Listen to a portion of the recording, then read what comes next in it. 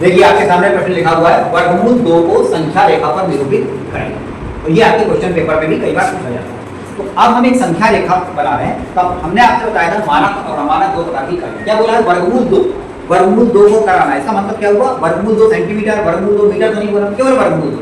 मतलब अमानक इकाइयों का हम लोग क्या करेंगे? उपयोग करेंगे। तो हमने आपको क्या किया, एक सिंपल एक बीट ले लिया है, ठीक, जिसको हम स्केल की तरह इस्तेमाल कर रहे हैं। और यहाँ पर हम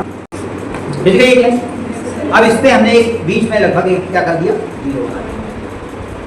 अब हमको 1 2 करना है। तो हमने क्या किया, एक ये डस्टर ले लिया और डस्टर की ये जो लंबाई है इसको हम क्या मान रहे हैं? 1 मान रहे हैं। तो ये हमारा हो गया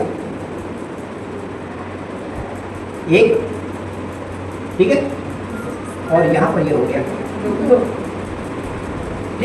ठीक उसी प्रकार से यहाँ पर हमारा हो गया ये 1, ये हो गया हमारा, ठीक। तो ये हमारा 1, ये 2 और ये -1 -2। अब आपको बताया था किसी भी एक बिंदु पर हम क्या करेंगे? 90 अंश का कोण। तो मान लीजिए हम 1 पे कर, कहीं पर भी कर सकते हैं।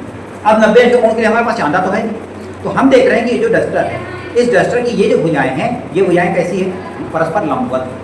मतलब इनके बीच में कितना का कोण बन रहा है? 90 अंश।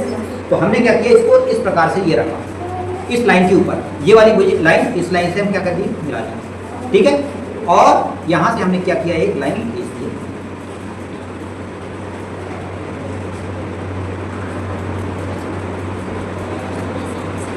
हम चाहें तो इस लाइन को आगे बढ़ा सकते हैं।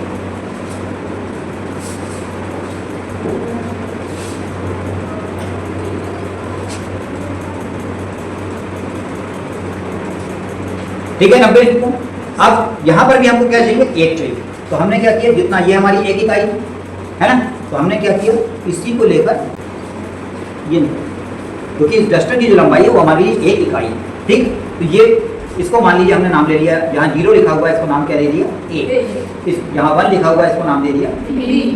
और यहाँ पर ये 1 यहाँ पर आया, ये कितना लिया? C। कहीं पर भी हमने मेजरमेंट किया क्या? कहीं पर नाप दिया? कुछ नहीं, ठीक है ना। ये हमारे लिए इस डस्टर की लंबाई हमारी क्या है? 1। 90 अंश के लिए हमको मालूम है कि ये भुजाएं क्योंकि लंबवत है, इसलिए इसी से हमने रख के 90 अंश का कोण बना दिया।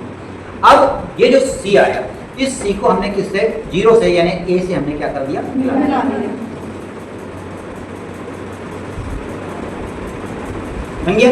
तो इस प्रकार से ABC ये क्या बन गया? हमारा एक समकोण त्रिभुज बन गया। बन गया ना समकोण त्रिभुज। ये कोण जो है कितना बना? 90। और जिस त्रिभुज का एक कोण 90 होता है, तो ठीक। अब समकोण त्रिभुज, अब ये इसकी लंबाई 1 है, इसकी भी लंबाई कितनी है? 1। तो अब ये जो समकोण त्रिभुज दिख रहा है कौन सा? ABC। तो समकोण त्रिभुज दूसरा त्रिभुज ABC। पाइथागोरस का प्रमेय लगा दिया हमने। पाइथागोरस का प्रमेय क्या है? कर्ण का वर्ग बराबर आधार का वर्ग प्लस लंब का वर्ग। ये कितना है? AC वर्ग। AC वर्ग बराबर कितना होगा? AB वर्ग प्लस BC वर्ग। तो ये हो गया हमारा 1 स्क्वायर प्लस 1 स्क्वायर, मतलब कितना हो गया? 1 + 1 2। तो AC स्क्वायर = 2 आया। तो AC बराबर कितना हो जाएगा? तो ये जो AC है, ये इसकी वैल्यू कितनी हो जाएगी? तो √2 तो मिल गया, लेकिन वास्तव में ये √2 जो है ये यहाँ पर आया। हमको कहाँ पर लेना है? संख्या रेखा में। तो अब आप देख लेंगे कि यहाँ से लेकर यहाँ तक कितना होता है। ये देखिए, यहाँ से हमने नापना शुरू किया और यहाँ तक आया, ये है ना। अब हमारा मेजरमेंट कहाँ से होगा? 0 से होगा। ये यहाँ पर रखा और यहाँ पर ये आया, ठीक है। इसको मान लीजिए हमने नाम दे दिया क्या? ABC हो गया, ये हो गया D। अब ये जो AD है, ये AD किसको दिखा रहा है?